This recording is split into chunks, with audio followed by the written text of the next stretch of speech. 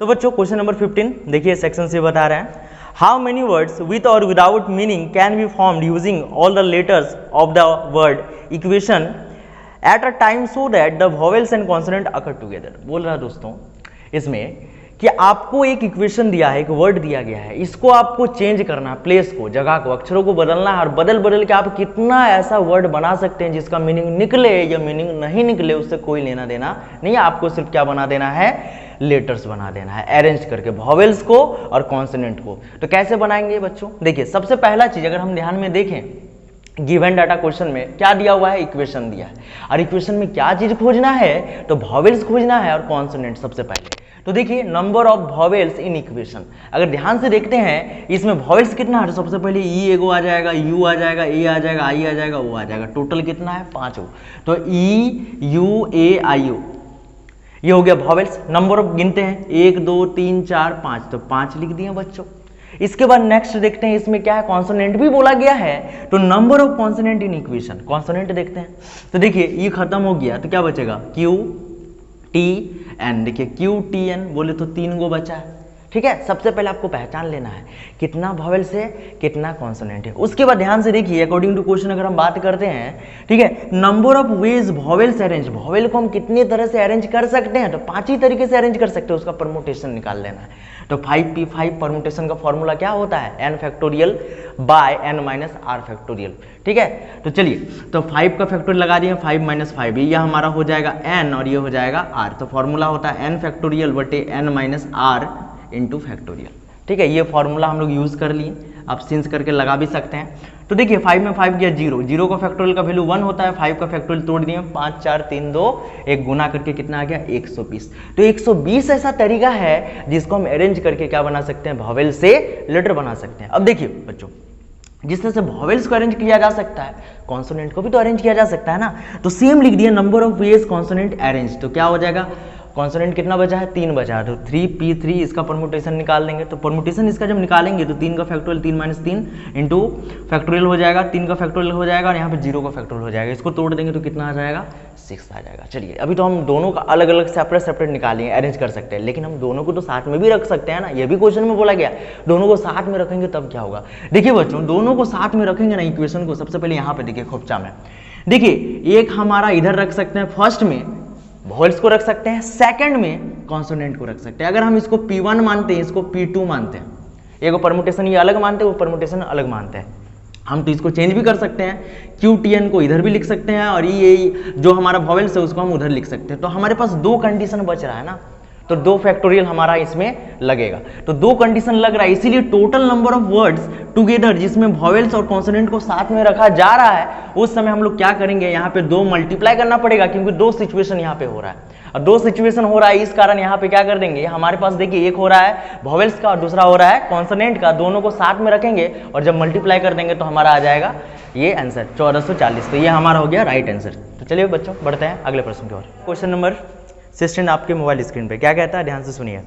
If P Q and R term of a GP are A B C respectively दिया हुआ है, prove that A to the power Q minus R B to the power R minus P C to the power P minus Q equal to 1। तो देखिए बच्चों हमें given data क्या दिया, सबसे पहले वो देख लेते हैं। A का power Q minus R, B का घात R माइनस P और C का घात P माइनस Q बराबर कितना लाना है, 1 लाना है, ये प्रूव करना है।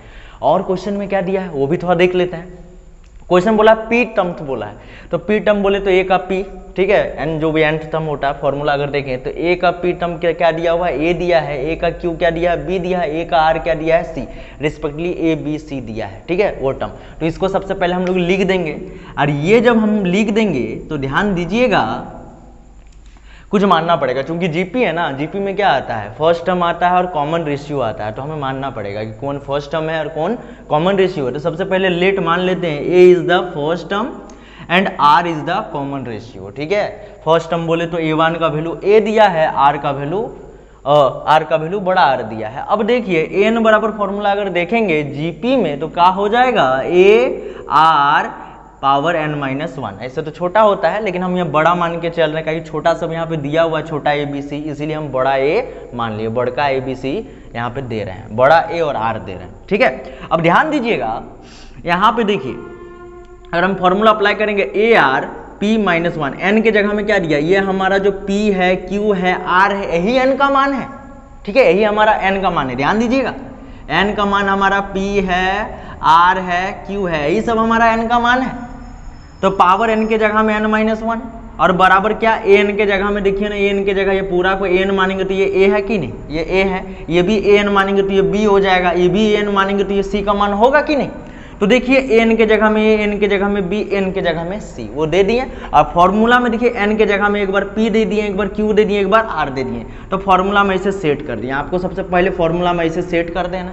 जब फॉर्मूला सेट हो जाएगा कोई दिक्कत वाली बात नहीं है, एलएचएस उठाइए इधर से, ये बायां साइड वाला जो होता है ये एलएचएस का मान होता है ना, तो एलएचएस ले लिए। एलएचएस में ए का power Q minus R, B का माइनस आर माइनस पी और सी का पावर पी माइनस क्यू दिया है। अब ध्यान से देखिए ए का मान निकाल चुके हैं, ए का मान क्या है, ए आर का पावर पी माइनस वन, तो ए के जगह में A R P minus one, B के जगह में A R Q minus one और सी के जगह में A R minus R minus one, और पावर जो भी है वो डाल देंगे। इतना काम आपको करना है। जब ये काम हो जाएगा थोड़ा सा और आगे बढ़ते हैं, थोड़ा सा और आगे बढ़ेंगे तो आपको क्या करना है, देखिए ध्यान दीजिए, ये जो पावर दिया वो ए के साथ भी होगा और आपका आर के साथ भी होगा। फॉर एग्जाम्पल का बात करते हैं, देखिए 2 गुने 5 दिया और पावर 2 दे रहा है, इसका मतलब ये जो पावर है वो 2 के साथ भी है और 5 के साथ भी है। तो यहाँ पे देखिए पावर क्यू माइनस आर है, तो ए के अंदर में भी होगा और आर के साथ में भी होगा, दोनों के साथ होगा। तो हम दोनों को सेपरेट सेपरेट कर दे रहे हैं, ए के साथ आर के साथ, ए के साथ आर के साथ, ए के साथ आर के साथ, सबको अलग कर दिए।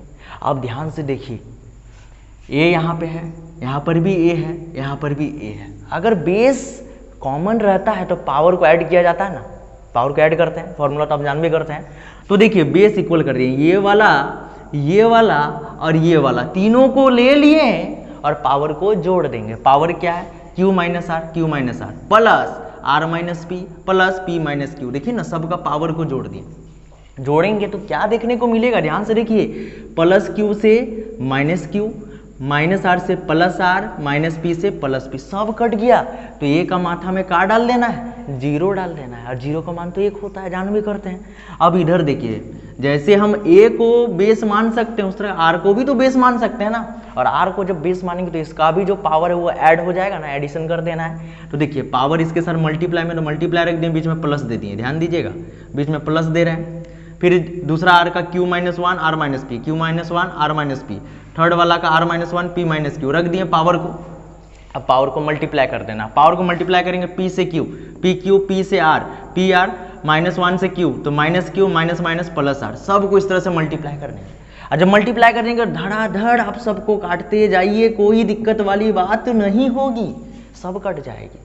और सब कट जाएगी तो आप देखिएगा ए का माथा में भी 0, आर का माथा में भी 0, और किसी का भी माथा में 0 दीजिए, बोले तो किसी का भी पावर 0 होता है तो उसका वैल्यू 1 होता है, और 1 हो गया, यही तो हमारा हो गया आरएचएस। बस यही हमारा प्रूव करने के लिए बोला गया है। तो बच्चों इसको एक बार ध्यान से आप देख लीजिए और घर में एक बार ट्राई कीजिए, आसानी से बन जाएगा। तो बढ़ते हैं नेक्स्ट प्रश्न की ओर। क्वेश्चन नंबर 17 ध्यान से सुनिए, ये रहा आपके मोबाइल स्क्रीन पर।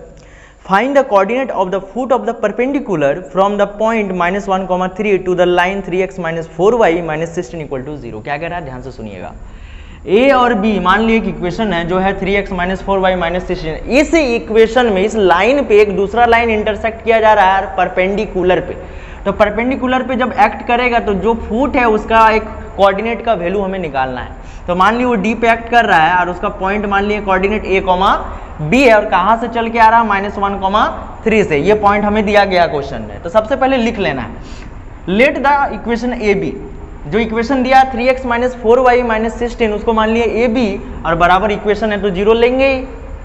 एंड पॉइंट क्या दिया हुआ है -1,3, उसको मान लिए है x1 = -1, y1 = 3 मान लिए। फिर दूसरा देखिए हमारे पास CD एक लाइन है ना, तो एंड CD परपेंडिकुलर लाइन, उसको मान लिया CD परपेंडिकुलर लाइन है, दिया है क्वेश्चन में, परपेंडिकुलर एक्ट कर रहा है। पॉइंट कहाँ पे एक्ट कर रहा है, D पे कर रहा है, C और D में। तो D को मान लिया है A और B, यही कोऑर्डिनेट का वैल्यू हमें निकालने के लिए बोला गया है। तो इसको मान लेते हैं x2 और इसको मान लेते हैं y2। तो x2 का वैल्यू हो गया A, y2 का वैल्यू हो गया B। इतना चीज आपको सबसे पहले करना है। क्योंकि परपेंडिकुलर एक्ट कर रहा है तो यहाँ पे एक फॉर्मूला यूज करना है। वो फॉर्मूला क्या होगा, m1 × m2 = -1। जब परपेंडिकुलर होता है ना तो दो लाइन जब एक्ट करता है तो दोनों का मल्टीपल जो होता है स्लोप का वो क्या देता है, 1 देता है।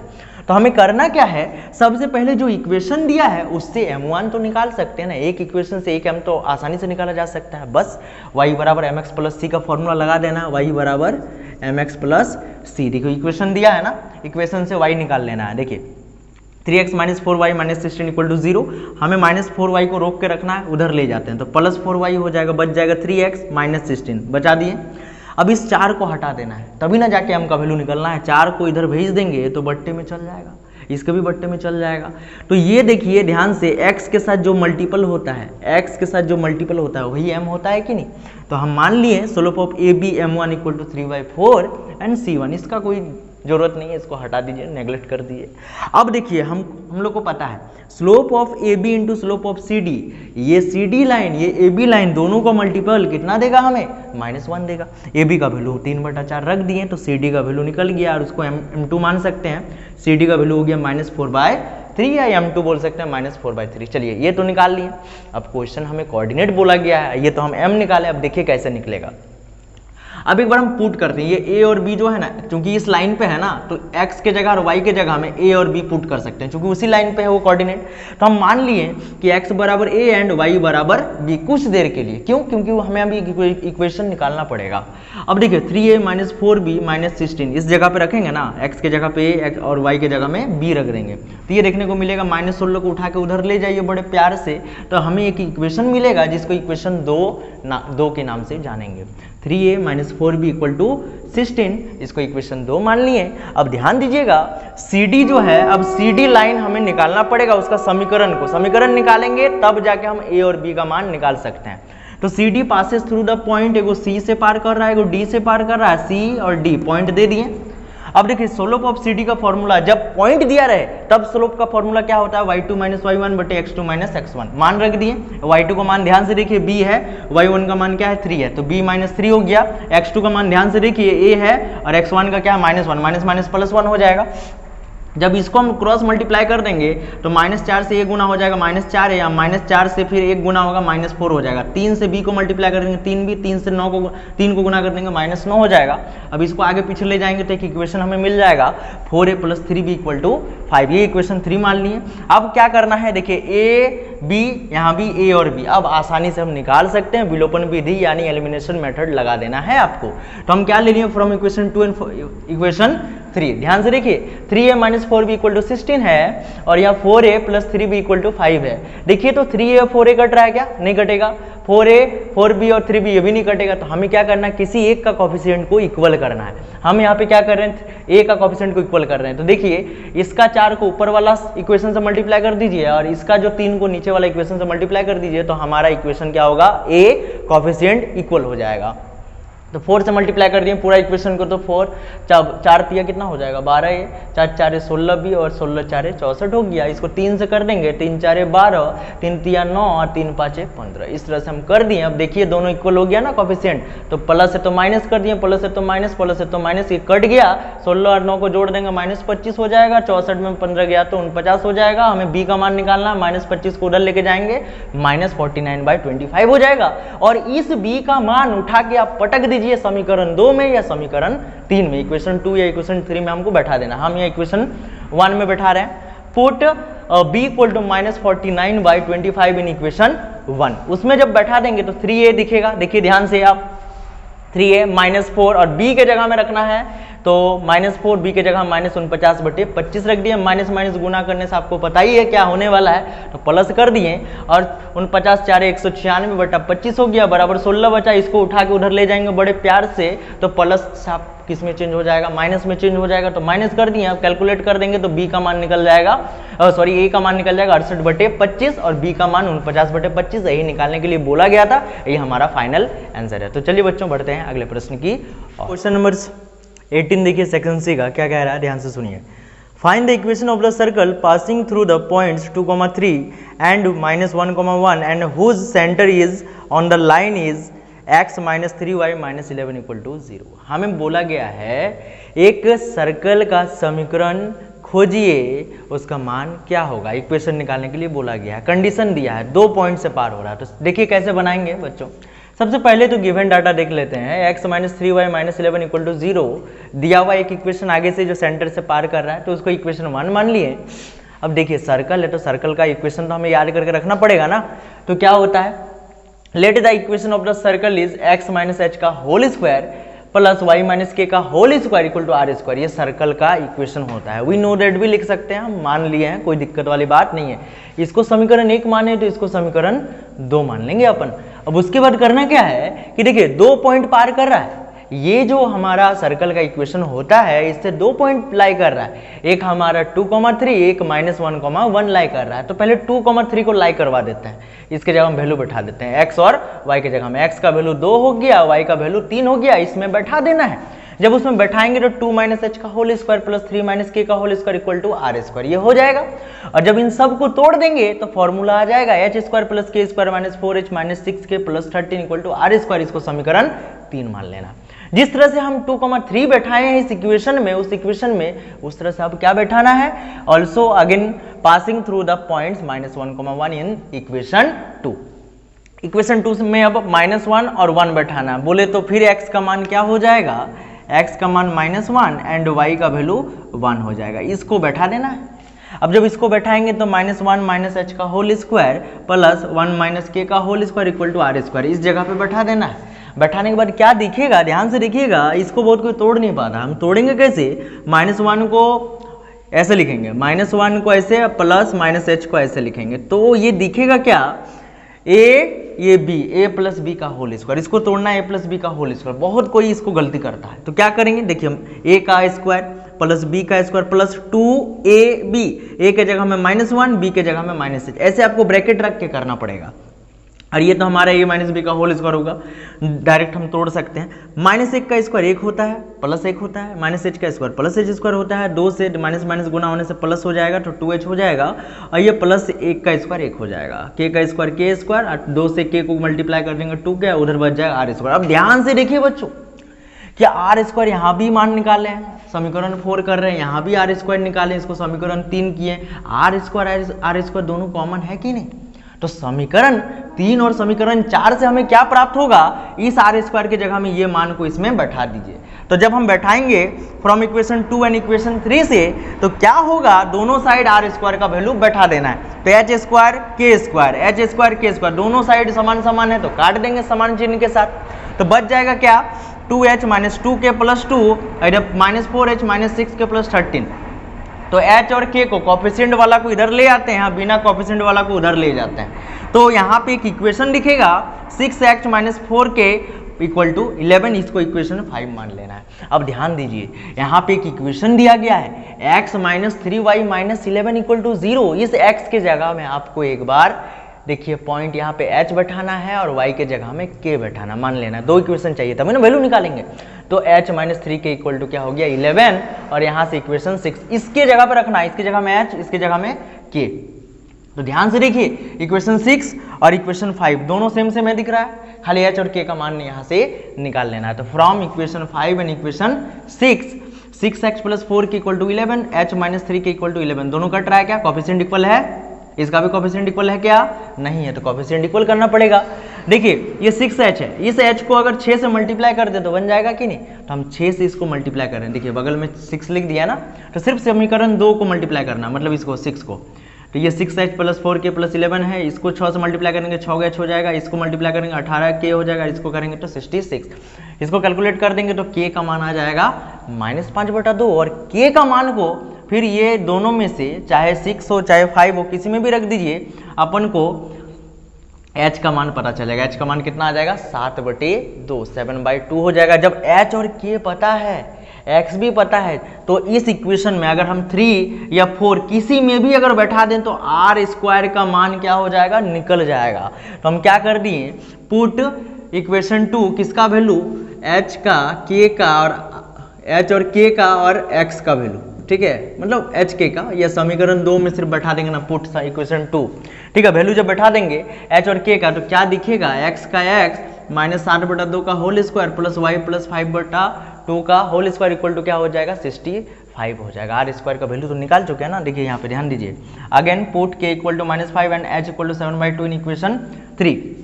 इसमें बैठाइए, इसमें बैठाइए, यहाँ से आर स्क्वायर तो निकल जाएगा ना। जैसे कि देखिए यहाँ पे इक्वेशन 3 में बैठा रहे हैं तो आर स्क्वायर का वैल्यू कितना आ जाएगा हमारा, आर स्क्वायर का 65/2 आ जाएगा। इस 65/2 का वैल्यू को आपको क्या करना है, अगेन इस इक्वेशन में जो हमारा इक्वेशन है इसमें बैठा देना। इसमें बैठा देंगे तो हमारा आंसर निकल जाएगा। बट यहाँ पे h का भी वैल्यू बैठाना है, k का भी वैल्यू बैठाना है और आर स्क्वायर तो निकाल ही दिए।